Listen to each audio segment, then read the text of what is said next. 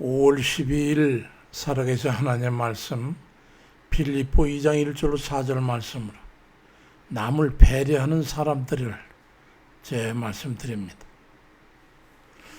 오늘날 우리가 살고 있는 이 땅에는 이름값을 제대로 하지 못하는 우리들 때문에 우리 주 예수 그리스도의 영광을 가리고 있습니다. 참 슬프고 안타까운 일이죠. 그리스도인을 만나서 감동하고 가까이 가고 싶은 그 마음이 우러나는 것은 우리들의 유창한 성경 지식이나 화려한 기도 소리에서 생겨나는 게 결코 아닙니다. 오히려 상대를 향한 작은 배려, 따뜻한 눈길, 그리고 그를 귀하게 여겨주는 그 겸손한 마음과 태도에서 우리는 비로소 예수님의 향기를 드러내게 됩니다. 남을 배려하는 것이야말로 그리스도인의 능력입니다. 그리스도인의 같은 높은 자리와 재물의 많음에 있지 않은 것 잘 아시죠? 그리스도인의 능력은 낮아짐과 상대방의 배려에 있는 거예요. 진정한 강자는 타인이 설 자리를 마련해 주기 위해 기꺼이 자신의 자리를 내어줍니다.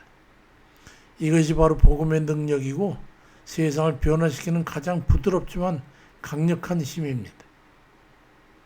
일본의 소설가, 소설가인 빙점의 작가 미우라 아야코에 대해서 아실 줄 압니다. 그녀는 젊은 시절 생활고를 해결하기 위해서 작은 잡화점을 운영했는데 장사가 어찌나 잘 되든지 트럭으로 물건을 실어 나를 정도였어. 점원을 늘려야 될 만큼 번창했어. 하지만 그녀는 어느 날 자신의 가게 때문에 이웃 가게들이 파리를 날라고 문을 닫게 될 지경에 이하 있다는 것을 알게 되고 그래서 깊은 고민에 빠졌어. 그녀는 결단을 내려가지고 가게 규모를 현재보다 더 줄이고 품목을 제한하고 손님이 찾는 물건이 없으면 기꺼이 웃으며 옆집 가게에 가면 있습니다. 그렇게 안내를 해주는 거예요.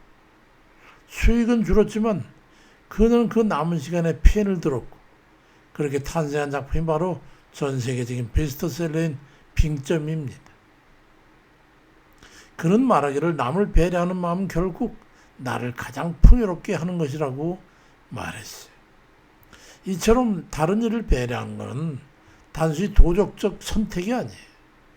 하나님께서 우리 삶을 인도하셔서 섭리를 믿는 그런 사람만이 행할 수 있는 신앙적 행위지요.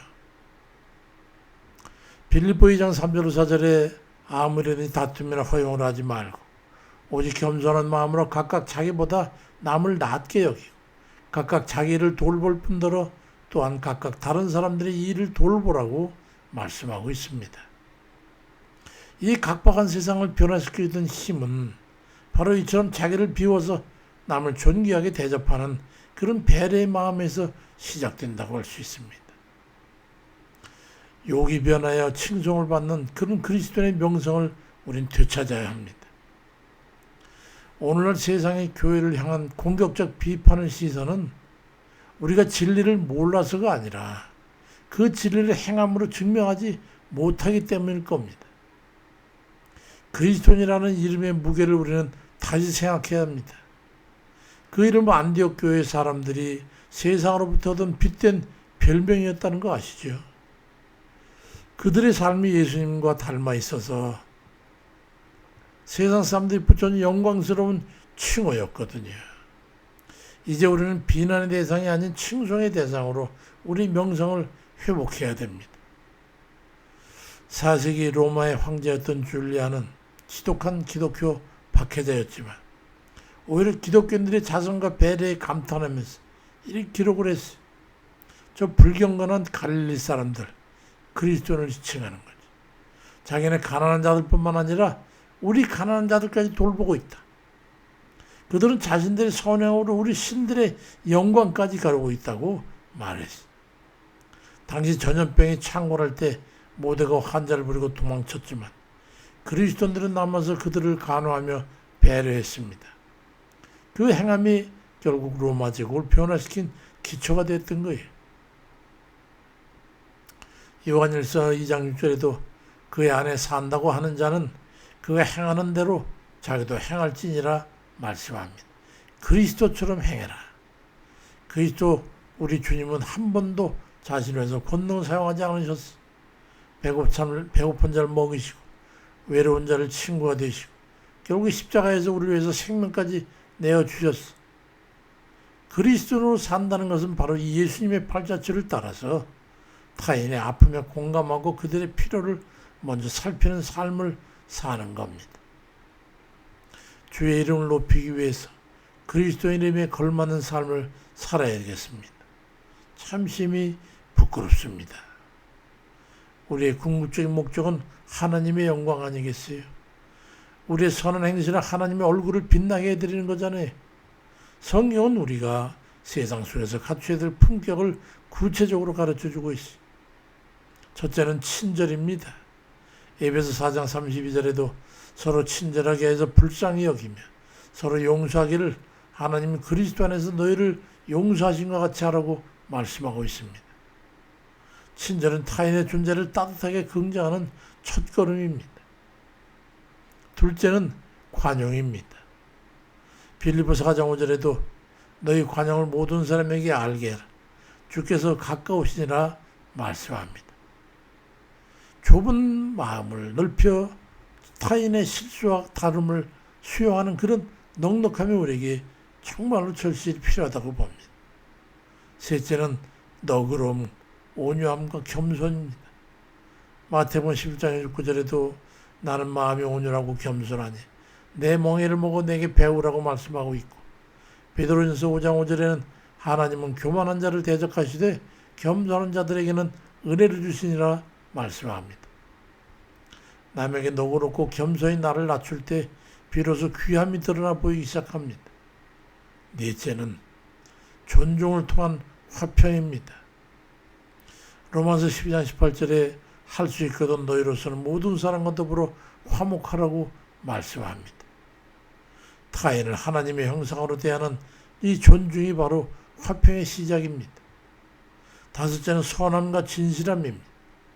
에베소 5장 9절에 빛의 열매는 모든 착함과 의로움과 진실함에 있느니라 말씀하듯이 진실된 선한 삶으로 세상에 대해서 영향력을 끼쳐야 됩니다. 여섯째는 사랑입니다. 고린도전서 13장 5절에도 사랑은 무례히 행치 아니하며 자기 유익을 구하지 않다고 말씀하며 사랑이야말로 배려의 종착역이라고 할 수 있을 겁니다. 남을 배려하는 것은 결국 손해보는 것이 아닙니다. 오히려 그리스도로서의 덕을 쌓는 일이고 우리 주님의 이름을 가장 높여드리는 최고의 제물입니다. 우리를 먼저 배려하셔가지고 십자가 지신 주님을 기억하시고 이제 우리가 세상으로 나가 만나는 모든 우리 상대적인 이들에게 그리스도의 향기를 전하고 유익을 끼치는 그런 복된 그리스도인이 다 되시기를 주의 이름으로 축원드립니다.